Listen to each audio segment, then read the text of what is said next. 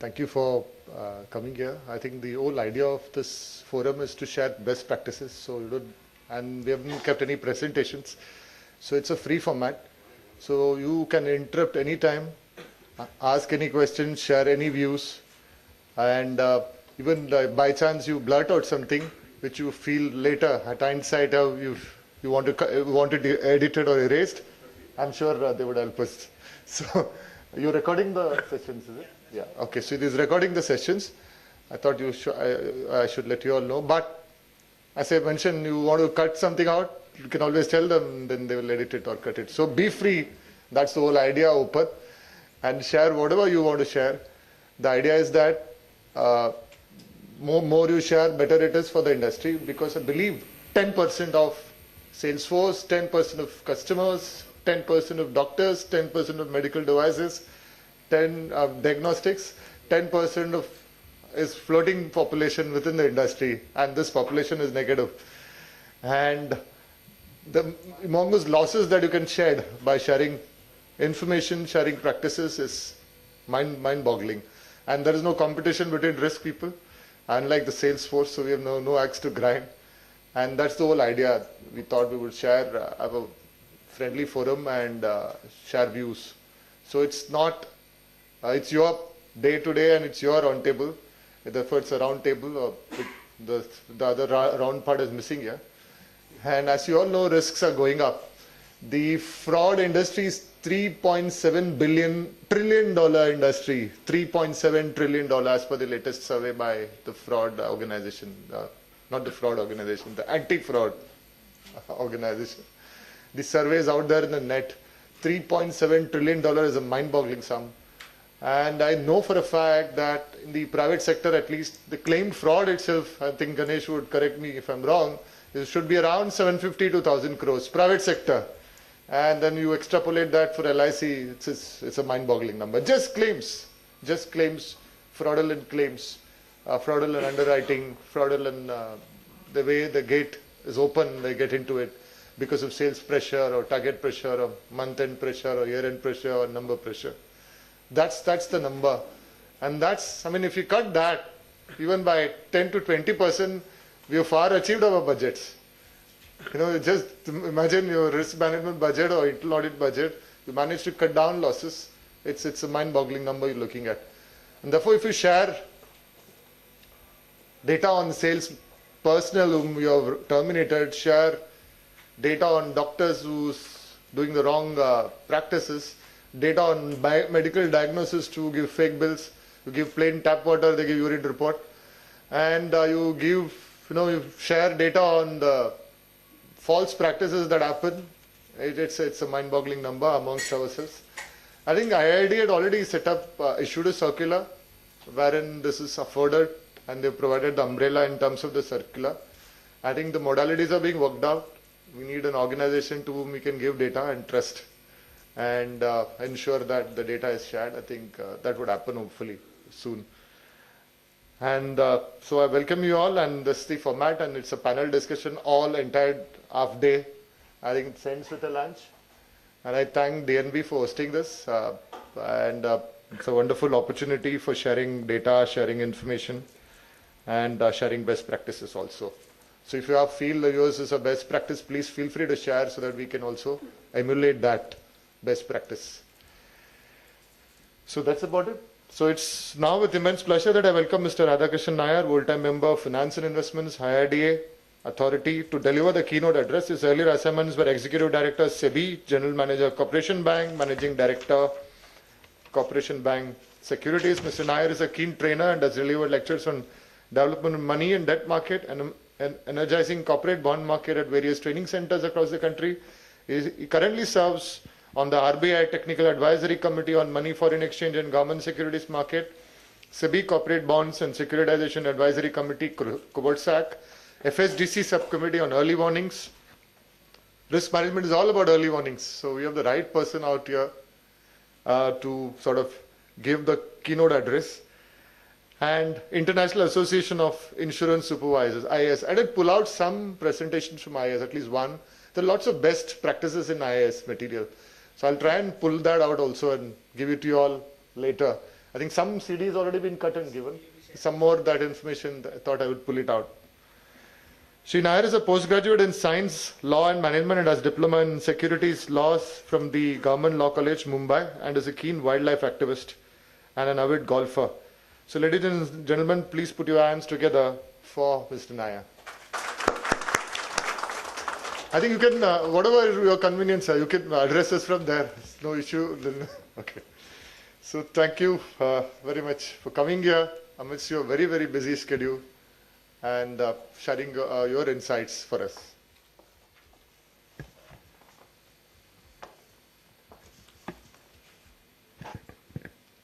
Thank you, Radhakrishnan, and good morning, ladies and gentlemen, from the insurance industry, from the media, and from the risk management and compliance divisions of life insurance companies, I believe. No, it's mostly life insurance. So we are here today morning to, I must thank Dun & Bradstreet. Actually, Dun & Bradstreet, I have been associated with Dun & Bradstreet for a very long time. When I was handling this foreign exchange trade in Corporation Bank, we used to do a DNB on all buyers. Whenever we give an export credit to any customer, we used to do a DNB. So DNB is one of the largest and one of the oldest figures in risk management and ability to assess the risk associated with lending to in export finance, and they have been growing over a period of time, and I'm glad that they have brought the insurance industry together. And as a matter of fact, insurance is all about carrying risk. Unlike the bankers who take risk while lending, they take the credit risk. Whereas insurance is you carry risk and then you try to pool it and then distribute it through, and that is pure insurance.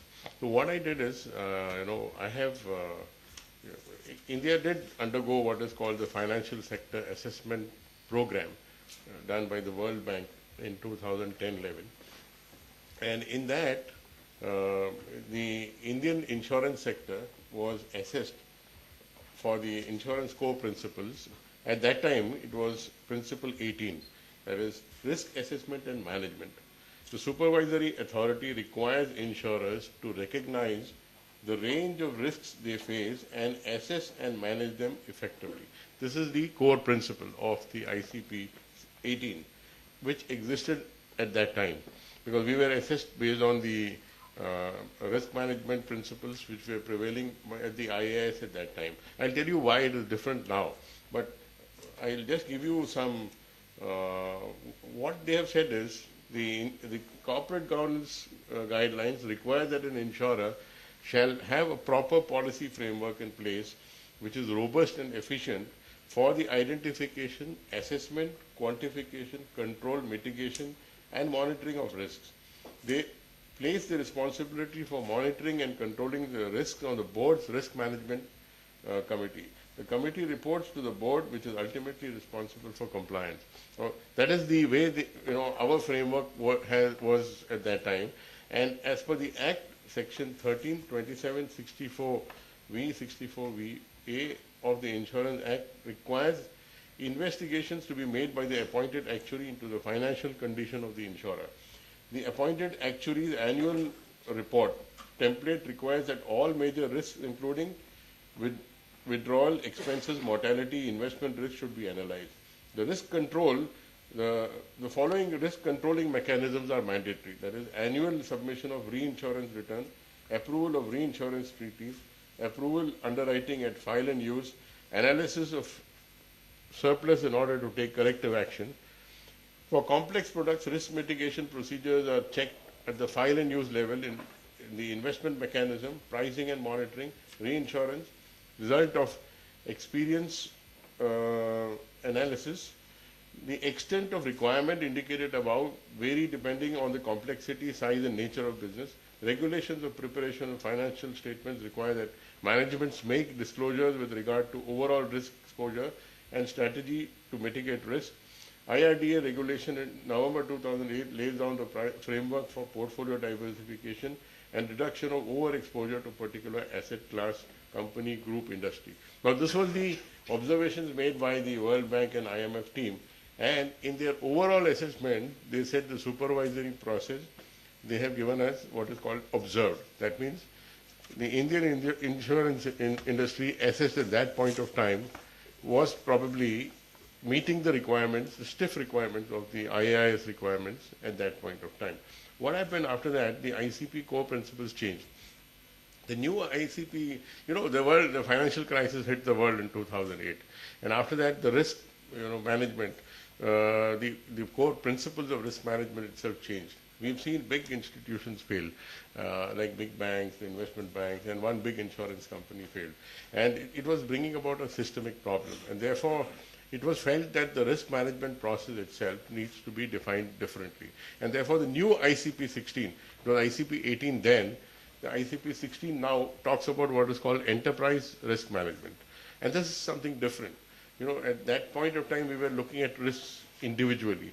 Now they say you should look at it not only individually but collectively as an enterprise. And the present norm is that supervisory regime establishes enterprise risk management requirements for solvency purposes that requires insurance to address all relevant and material risks. Now this is very wide in its scope.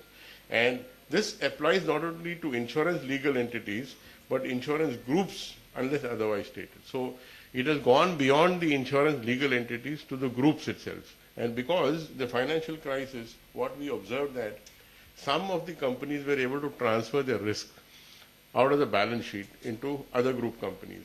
And the effect of some problem on the group companies had an impact on the entity itself. And therefore, the scope of the present enterprise risk management not only goes to the insurance entity, but goes beyond the entity into the group level also. So therefore, one of the core principles is the ICP applies to insurance legal entities and core groups unless otherwise stated. And the insurance legal entity is used to denote a standalone insurance or insurance in which is a member of a group. Now, what is enterprise risk process?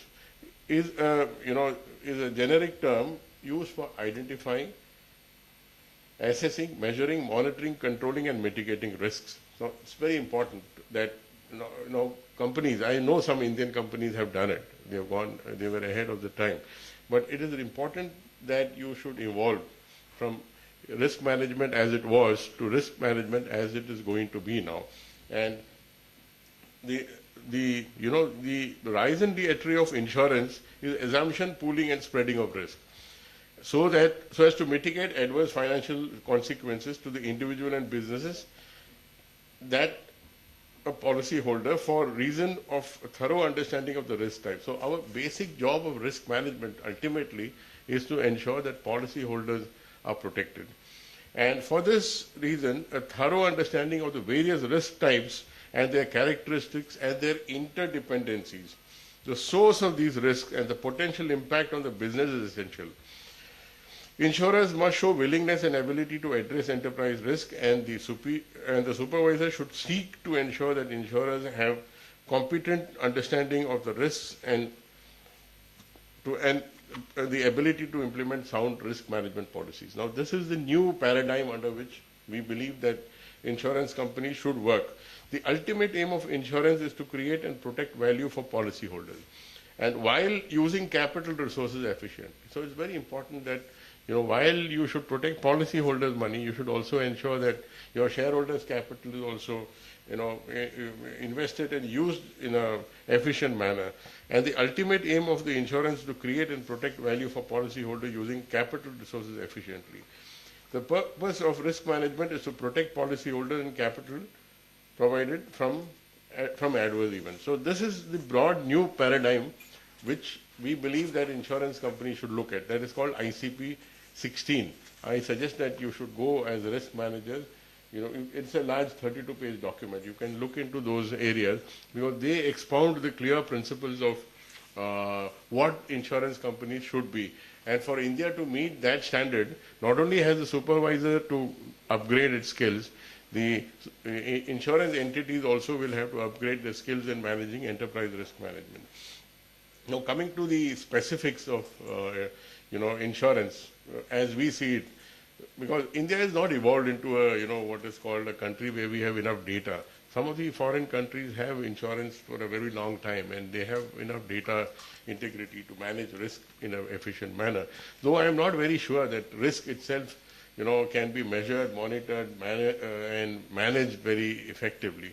I'll give you a good example, because when I was a trader, I was running a bond trading house, and I went and purchased software to measure risk. And this was a person who was a professor in the Indian School of Business, and he had a software program. And he gave me 4 or 5 models of measuring risk. And we were at that time measuring the interest rate risk, because I was only trading in government securities. And then, I started trying to understand how this, risk modeling works. So he gave me 3, 4 choices. He said, I'll put all that into your system, but you can choose the methodology and evolve your trading strategies and understand and measure risk. So we put that system. Initially, we didn't have a system. We used to buy and sell. And the portfolio risk, we just managed on a broad basis, looking at duration and all. Now, I found that there were 4 major ways of measuring interest rate risk. So it's so complex. One, he said, is a historical method, where you go back in time. And the historical data covers only 1 year. The other was the historical data covers 1,000 days. That is about roughly 3 years of trading data. Then they had something called the variance and covariance method. Then they had a Monte Carlo method. And then they had what is called the extreme value method of calculating risk. So I was in a dilemma, because we were getting different numbers when you're putting this, data of our portfolio into, and what should be the, now as a managing director of the company at that point of time, I was believing that I should make more money, and therefore I should go into high leverage and take high risk, so that I'll be able to pay better dividends to my shareholders, which was my bank. And believe me that we did very well, because I chose a model which was a little risky. It was throwing a lesser number of risk. And my board, when I went to explain it to my board, most people didn't understand, because they were bankers. They didn't understand the kind of interest rate risk which a small company can take. And I had leveraged, because I had a capital of 100 crores, which had grown into 150. At one time, I had leveraged 10 times. That means I was borrowing 10 times my capital to fund my book. And the borrowing was mostly short-term from the money market. You have to go either to the bank and take all money, or you have to do a repo, or you have to borrow in the commercial paper market. But it was short-term. And the assets were very long-term. We had all government securities, which were essentially liquid, but then very long-term. So there was an asset-liability mismatch, a huge leverage risk. And I chose this model. I could convince my board. I could convince my regulator also, because at times it was necessary that my regulator should be also, I had to explain to him what trading strategy, what model I'm using. And I found that another primary dealer was also using the same model. So we got it, and we were into high risk. Now, it was all good when the conditions were good. Suddenly a perfect storm broke out, and there was I think President Bush declared some war on Iraq or something, sometime in 2002 or 3, in that period, and the interest rates suddenly shot up. And then probably, there were 2, 3 events like this. Now, these were extreme events. And then there was the Indo-Pak war, which broke out somewhere, or the Indian forces got mobilized on the border after the attack on the parliament. And there was then the Gujarat riots, which broke out. And, all these caused huge volatility in the money markets and the foreign exchange markets and the interest rate market. Suddenly, my risk figure shot up. I had chosen a model which was showing low risk.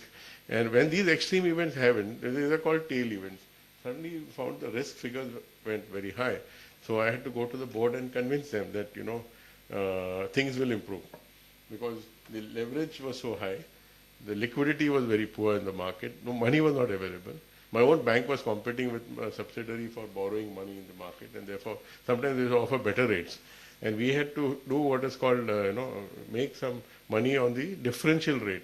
Say if you are borrowing at 7% or 6% in the money market, they were supposed to get 8 or 9% on the security. Therefore, we're getting a spread. Now, the spread had gone because the interest rates have gone beyond 10, 11, 12%. Most important, money was not available. So there was a liquidity crunch in the market, and we had to have a difficult time.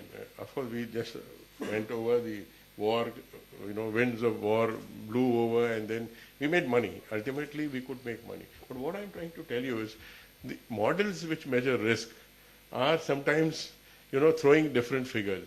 And it is for the management and the person to understand what risk these are. The value at risk model, they call it. So I'm not very sure it's a very good model because 1,000 days doesn't capture risk. And if you look at what happened after that, the financial crisis broke out in 2008. So between 1997 and 2008, there were very few, what you call big events. It was called a period of great moderation because 1996-97 was the East Asian crisis. After that, there was a dot-com bubble and all that. But then, there was nothing which happened in the interest rate markets which affected in fact, the Greenspan put was such that anytime there was a problem, he was actually cutting rates and helping the markets, particularly the asset market, the housing market or the stock market, kept going up. But the risk didn't go. The risks remained in the system. So when the storm broke out in 2006 or 2007, some banks started showing losses on mortgage-backed securities, housing markets fell. Suddenly you found that models are not sufficient to capture risk. And perfect storm, all models fail. And then there is also what is called the model risk. So I'm only trying to tell you that there is a limitation in measuring and monitoring risk. The management and the board has to understand that risk, although one should be prudent. And many times I found that stock exchanges, now they have a different form of risk management. If you go and you do a broker or broker to the client to broker, broker to the exchange, there's a crude method. They take 10% or 15% of the asset and they keep it and they sell the asset when in case the price volatility is there. And 4 or 5 times a day there is that value at risk measurement in the stock exchanges, particularly in there I found that no stock exchange failed. No, they didn't use very sophisticated methods of risk management, but they use a crude method of say 10-20% margin. So therefore, margining is another area where there is a possibility that very powerful players like banks and insurance companies or asset management companies can what is called manage the regulator itself. They can convince the regulator there's nothing, there's no problem because the model are not showing risk. And the regulator also lets down the guard and then the risk remains in the system and there's a big problem one day. So the job of the regulator, in my view, is to ensure that even if conditions are good for a very long time, go back and capture risks over a longer period. So how long can the period be? That historical method of calculating risk, can it go back to 10 years, 20 years, 30 years? My own feeling is it should go back to 50 years. Because many extreme events get captured. And then finally you come to a figure where, of course, that data should be available. The market data should be available. And so the data should be for a very long period. So this is some thoughts I thought I'll share with you. Now coming back to the business of risk associated with insurance business. Now from a purely balance sheet point of view, it can be split into liability and assets. Okay. The chief risk associated with insurance, I'm not a great expert on the liability side, but I'll try to give you some understanding what I have is insurance risk from a product angle. That's the first risk. 2 is insurance operational risk, and 3 is the market risk. Now the insurance risk is due to difference between the actual and the expected amount of claims and benefits, payments, and the cost of embedded options and guarantees related to insurance risk. The most important risk in my view is the ability to underwrite properly. So the underwriting process risk is very critical, and the underwriters should function independently of the management and have the capacity to select and approve the risk. There should be no pressure on that kind of activity. The second is pricing and premium risk due to incorrect premium charge for risk undertaken. The third is product design risk itself, which exposes you to unanticipated losses. And finally, the claims risk. Actual claims more than expected number. Now, I'm not talking about fraudulent claims. I will come to that later. Even normal claims. Then the economic environment risk, where the adverse effect of the company is due to changes in socio-economic conditions suddenly. The policyholder behavior risk, unanticipated behavior of policyholders, and finally the solvency risk, inadequate provision of the company on account of policy liabilities. Now, these are broadly areas of insurance risk I thought I should inform you, although you're all experts. Now coming to operational risk, very critical risk. In banks, I saw Basel I measured only credit risk. Basel II measured what is called two other risks, operational risk. And now they have gone beyond that. Beyond market risk and operational risk and credit risk, they are looking at liquidity and leverage risk. I believe it's very critical.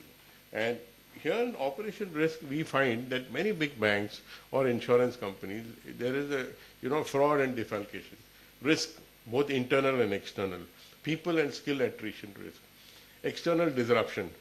There could be technology risks related to computer security, processing errors, non-compliance, contractual risk. Now, these are some of the few risks which exist in operations. And we know instances where sometimes very poor internal control systems have resulted in companies losing their reputation in a big way. If you look at some of the big banks which had problems in the Western countries, say JP Morgan or Bank of America, they've all paid huge fines recently to the US regulators because they had operational issues and risks associated with non-disclosure to employees and using the in fact, JP Morgan has paid about $20 billion in fines last year in terms of the big whale, failure of risk management. They had a trader in London who took big risks, and finally they had to provide a huge amount. Now coming to the third part is the market risk. This is a risk associated out of market movement. This, as I mentioned, it is interest rate, equities, exchange rates, real estate prices. These are the four asset classes where, unfortunately, in India, we have the interest rate risk and it's somewhat mitigated with the insurance industry, but one has to be very careful because a large portfolio of insurance is in the bond market, whether it's government securities or corporate bond. Yesterday I was in the FICCI meeting. I have seen the movement of insurance. Although if you look at the overall portfolio of insurance, about 21 lakh crores, about roughly 49% is in government securities, 26% is in corporate bonds, and 21% is in the equity market. So a large amount of money is in the fixed income. So interest rate risk becomes very critical. Then you have equity and property risk. Fortunately, in property, I've seen it's actually come down. The investments as a percentage of overall portfolio has actually fallen. And in the loans, currency, fortunately, we are not allowed to trade in foreign assets, and it is not there. Basis risk, reinvestment risk is a big risk, which I believe exists in many big insurance companies. Concentration risk, and that's a big risk. I feel that counterparty risks, the failure of counterparty can result in big risk. And of course, ALM risks. Now, I'll come to the ALM or the LAM or whatever you can call it a little later. But they are important risks which I know the present market conditions do not permit you to do a complete matching of ALM. And that is not the intention of the regulator also. We understand your issues, there are market issues. Nowhere in the world it's perfectly matched. But you should be able to understand the risks and mitigate it using whatever tools that are available for risk management. Now the other issues which require careful consideration are industry is still in a preparatory stage to move on a risk-based capital system. We are still proceeding on the old formula-based factor, which are designed to represent risks on an aggregate basis. The capital is not based on the entity level basis of risk of loss. Now, there are two schools of thought. One school of thought says that one should measure the risk and granular risk, and then it should be entity based. The other is what I said, crude level, which we are at 1.5 solvency. It's a little tough because it doesn't differentiate between people who actually manage risk better and people who don't manage risk better, but then put a bar. It has kept us in good stead.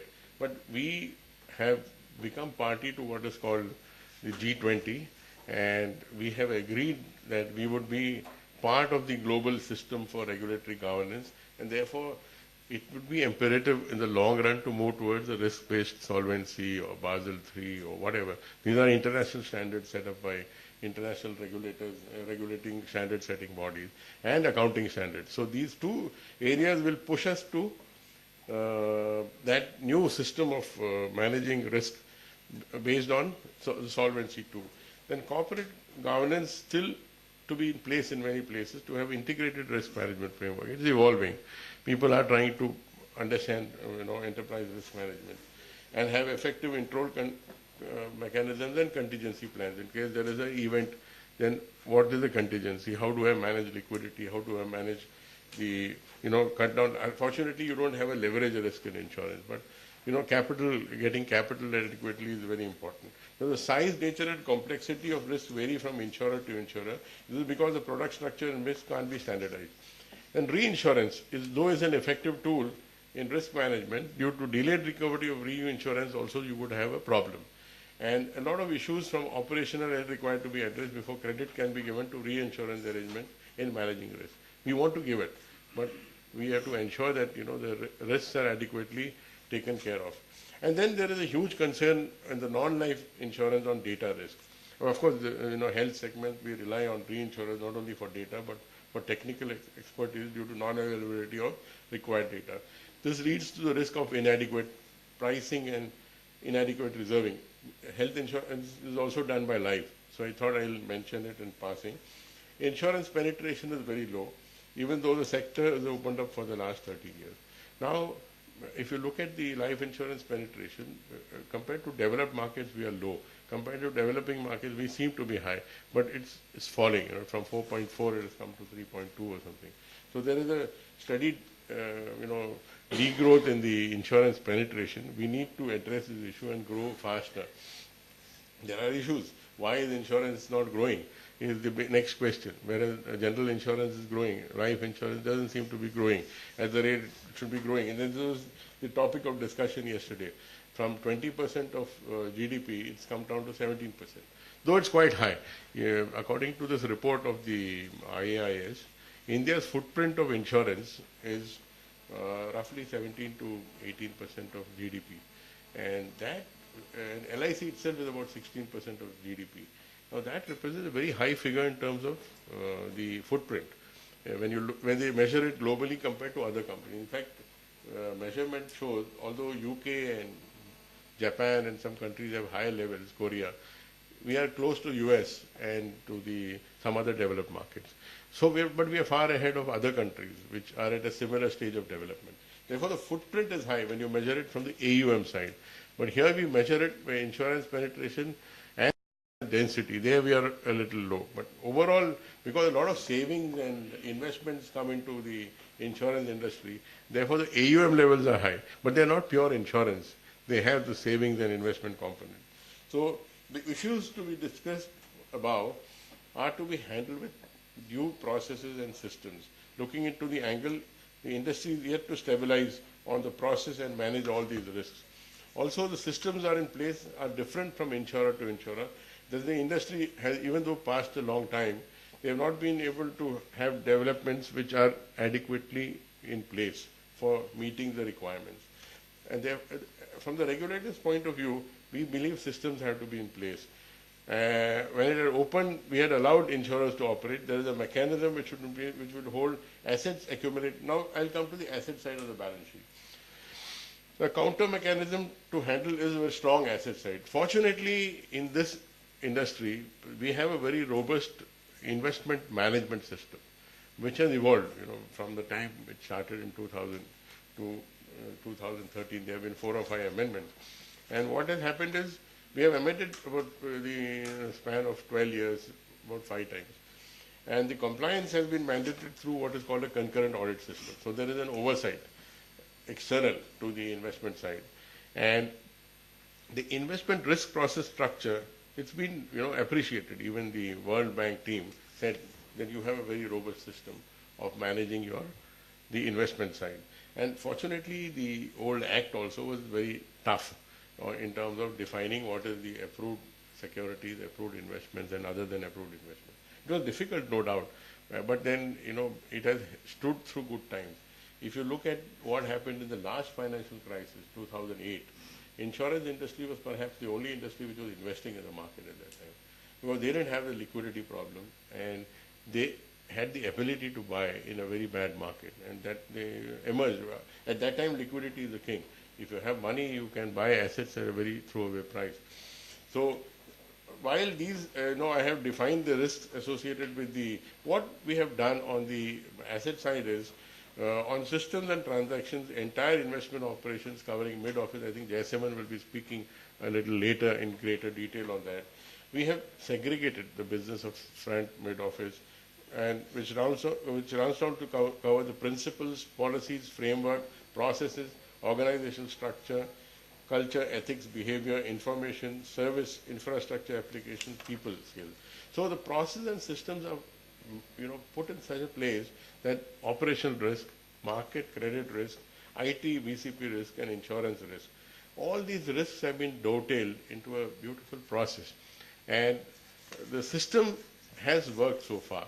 Now we have, so on the asset side, you have measurable, quantifiable parameters, and there is a good oversight, both at the, through a system of external audit, through a system of board oversight, and finally through a system of compliance reporting to the regulator.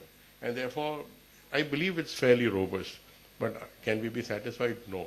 We'll have to move forward, because there is a pressure on the insurance industry today and the regulators and the policy makers to evolve policies that long-term money is sent into infrastructure areas and so on. Therefore, insurance industry, being the mobilizer of long-term savings, will be, willy-nilly forced to push a lot of money into the infrastructure area. And there is a move to financialize certain assets which are presently not financialized, like the real estate sector.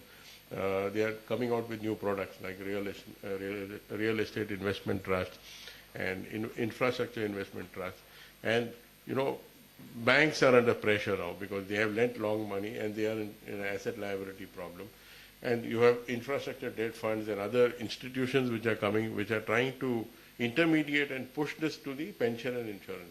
It's a good thing, because if we are able to get higher yield, and while ensuring the safety of the money lent, it is a good thing to securitize some of these and financialize some assets which are illiquid and diversify your portfolio. And then, of course, you have the insurance bill coming very shortly, which will probably give a little more flexibility in terms of investment management to the regulator, to enable the insurance company to take risk. Now, the point is, how much risk can be taken, whether this risk is a good risk or that risk. I believe as a regulator, now these are my personal views, that as a regulator, I believe that there should be a heterogeneity in the insurance market. And everybody need not be, doing the same thing. They can have different strategies in terms of both the liquidity side, liability side management and the asset side management. And that should differentiate the product for the customer and the service the customer gets. But then all has to be done with an ability to understand, mitigate and manage risk. So I will conclude by saying that I must thank the Dun & Bradstreet for inviting me to give the keynote address. I have given you a few thoughts on what I believe is the evolving process for risk management, and I have seen the program for the day. I believe that you will have very interesting sessions as you go along on all types of risks, market risk, operational risk, and even legal risk, and even regulatory risk, because many times the regulator also comes out with new things. And it's not that the regulator is interested in coming out with new things, but there are some developments which happen.